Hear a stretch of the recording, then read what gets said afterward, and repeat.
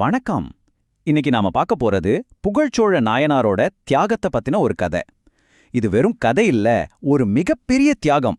யோசிச்சு பாருங்களேன், ஒரு ராஜாவோட கடமை ஒரு பக்கம், அவரோட அசைக்க முடியாத பக்தி இன்னொரு பக்கம். இது ரெண்டும் ஒன்னோட ஒன்னு மோதினா என்ன ஆகும்? இந்த ஒரு கேள்விதான் புகழ்ச்சோழ நாயனாரோட கதையை ரொம்பவே ஸ்பெஷல் ஆகுது. வாங்க கதைக்குள்ள போகலாம். முதல்ல நாம சந்திக்க போறது ஒரு பக்தியுள்ள மன்னரோட ஆட்சி காலத்தை. அதாவது மக்களாலையும் சரி கடவுளாலையும் சரி ரெண்டு பேராலையும் நேசிக்கப்பட்ட ஒரு அற்புதமான ஆட்சியாளர். அப்போ யாரு இந்த புகழ்ச்சோழன் நாயனார்? அவர் உறையூர தலைநகரா வச்சு சோழ சாம்ராஜ்யத்தை ஆண்ட ஒரு மன்னர். இவருக்கு ரெண்டு முக்கியமான அடையாளங்கள் இருந்துச்சு. ஒன்னு, அவர் ஒரு ராஜா. இன்னொன்னு, அவர் ஒரு தீவிர சிவபக்தர். சிவபக்தர்கள்னா அவருக்கு அவ்வளவு பிரியம். அவங்களுக்கு ஒரு பாதுகாவலனாவே இருந்தார். மக்களுக்கு ஒரு நல்ல அன்பான ராஜாவாவும் திகழ்ந்தார். அடுத்ததா நாம பார்க்க போறது ஒரு ஆட்சியாளரோட கண்ணுக்கு தெரியாத எதிரிய பத்தி. பார்க்கறதுக்கு ரொம்ப சாதாரணமா ஆரம்பிக்கிற ஒரு சின்ன சண்டை எப்படி ஒரு பெரிய சோகத்துக்கு வழிவகுக்குதுன்னு பாருங்க. எல்லாமே ரொம்ப இயல்பா தான் ஆரம்பிச்சது. மன்னர் கப்பம் வசூலிக்கிறதுக்காக கரூருக்கு போறாரு. அங்க அதிகன்னு ஒரு சிற்றரசன் மட்டும் கப்பம் கட்ட மறுத்துறான். மத்த எல்லாரும் கட்டிட்டாங்க. இந்த விஷயத்த மந்திரிங்க ராஜா கிட்ட சொன்னதும் அவர் உடனே அதிகனோட கோட்டையை தாக்குங்கன்னு உத்தரவு போடுறாரு. இது அந்த காலத்துல ஒரு ராஜா செய்யற சாதாரண ஒரு விஷயம்தான் இல்லையா? இங்கதான் நம்ம புகழ்ச்சோழரோட வாழ்க்கையோட ரெண்டு பக்கங்களையும் பார்க்க முடியுது. ஒரு பக்கம் ஒரு ராஜாவா தன்னோட கடமையே செய்யணும், கப்பம் வசூலிக்கணும், எதிரிகளை தாக்கணும், நாட்டை பாதுகாக்கணும். இன்னொரு பக்கம் ஒரு சிவபக்தரா சிவனையும் சிவன் அடியார்களையும் எல்லாத்துக்கும் மேல மதிக்கணும். இவ்வளோ நாளா தனித்தனியா போயிட்டு இருந்த இந்த ரெண்டு பாதைகளும் இப்போ ஒன்னோட ஒன்னு நேருக்கு நேரா மோதப் போகுது. சரி, இப்போ கதை அதோட உச்சக்கட்டத்துக்கு வருது. ஒரு வெற்றியின் கொடூரமான விலை, போரில் ஜெயிச்சு கொண்டு வந்த பரிசுகள் ஒரு பயங்கரமான உண்மையை வெளிச்சம் போட்டு காட்ட போகுது.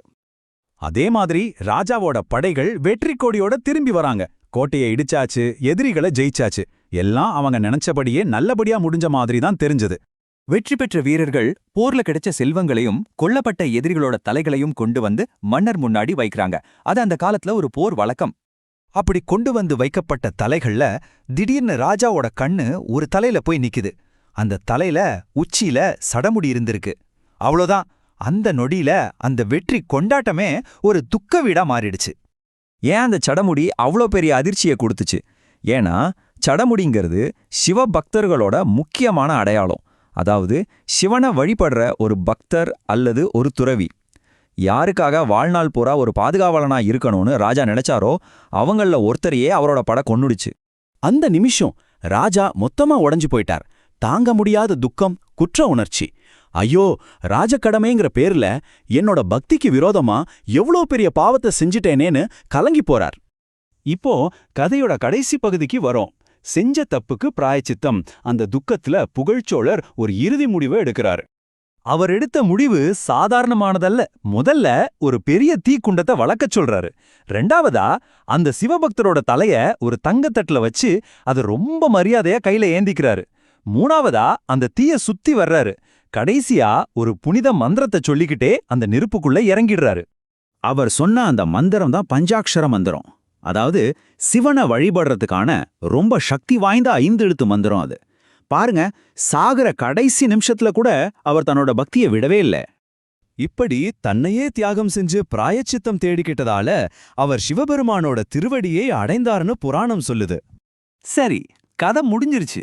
ஆனா இந்த தியாகம் நமக்கு விட்டு சென்ற பாடம் என்ன? இந்த பழங்கால கதை நம்பிக்கைக்கும் கடமைக்கும் இடையில இருக்கிற போராட்டத்தை பத்தி நமக்கு என்ன சொல்ல வருது? இந்த கதையிலிருந்து நாம கத்துக்க வேண்டிய விஷயங்கள் நிறைய இருக்கு.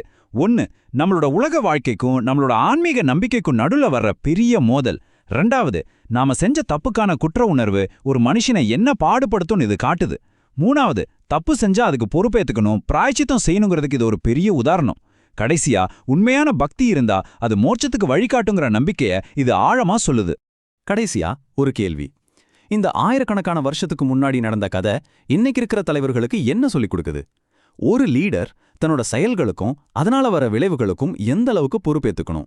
இத பத்தி நீங்க என்ன நினைக்கிறீங்க? யோசிச்சு பாருங்க.